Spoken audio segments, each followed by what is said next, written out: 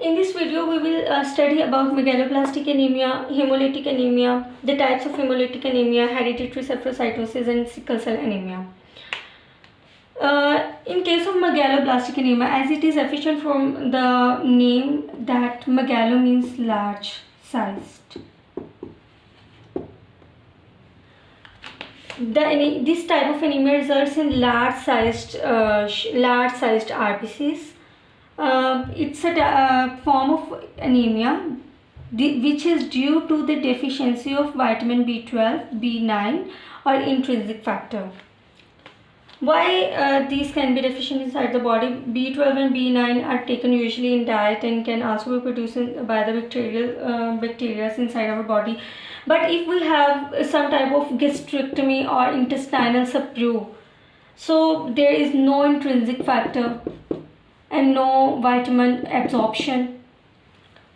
If these three things are absent or are deficient, then there will be slow reproduction of RBCs. That usually the time span of formation of RBCs usually enlarges. Means that in case of deficiency of vitamin B12, B9 and intrinsic factor, there will be slow reproduction. Why these factors can be deficient? Due to gastrectomy or some type of intestinal subdue. This results in, because there will be the slow reproduction, this results in oversized and bizarre shaped RBCs, which are not like biconcave. They can be random and they can be oversized. Such oversized RBCs usually don't have a bag-like membrane. They have fragile cell membrane. When the RBCs are fragile cell membrane, when they pass through our vascular tight vascular bed, they will lead towards the rupturing.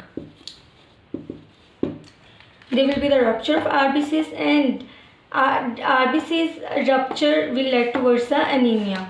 And because there will be the slow reproduction, so this will be considered normochromic and macrocytic anemia. Macrocytic means that the cell size is usually large because there is slow reproduction, but we know that there is normal hemoglobin formation, normal iron absorption, so color or chroma will be normal. So megaloblastic anemia will lead towards the macrocytic normochromic anemia. Now the second type is hemolytic anemia. Hemolytic, as it is meant by the word that hemo means blood, and lytic means lysis. Lysis means breaking. So there is the destruction of RBCs inside our body. Why there will be the destruction? We will come to know that how they will be, because the RBCs will be having fragile cell membrane. Whenever RBCs will be having fragile cell membrane, there will be less lifespan, as in case of normal RBCs, which is 120 days, there can be 1/2 to 1/3, means 30 to 40 or 60 days. So hemolytic anemia will be due to fragile RBCs which don't have a bag-like cell membrane, and the usual cause is HBB gene. When there is HBB gene defective, this will lead towards the sickle cell anemia.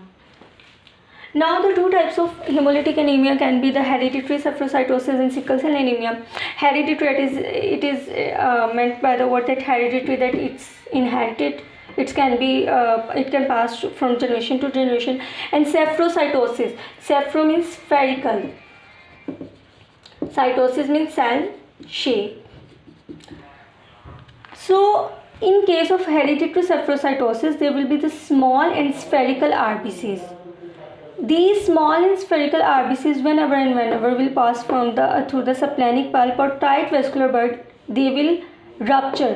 They will lead to rupture, and this will cause eventually the hemolytic anemia. Now the second type of hemolytic anemia is sickle cell anemia. Sickle cell anemia means that our RBCs will not be biconcave, will transform from biconcave to a sickle shape. Why this happen and when this happens? We usually know that hemoglobin is made up of 4 chains. 2 alpha and 2 beta chains.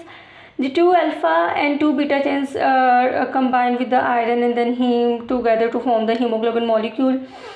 In case of sickle cell anemia, there will be the defective beta chain.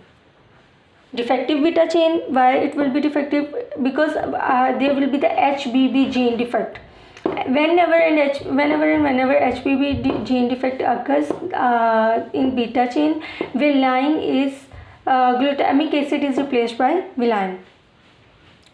So there will be defective beta chain, and when this type of hemoglobin will face the low oxygen level, it immediately react to form a sickle shaped RBCs.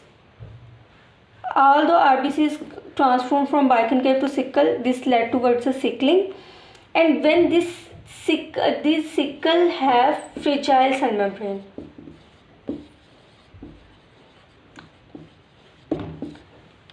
Fragile cell membrane, so when they will pass through the vessels, they will usually rupture, and they can also rupture our blood vessels because they are sickle shaped, and all the RBCs are sickled. This will be the sickling of RBCs, and if this process will continue, and eventually death occurs. In this video, we have studied megaloblastic anemia, then hemolytic anemia, hereditary thrombocytosis, and sickle cell anemia. So all these are the two types of anemia. The two other types are aplastic anemia and blood loss anemia, which is also called iron loss anemia, which I have discussed in my previous video. And now the one type is remaining, that is erythroblastosis fetalis. This I'll discuss in my third video for anemia.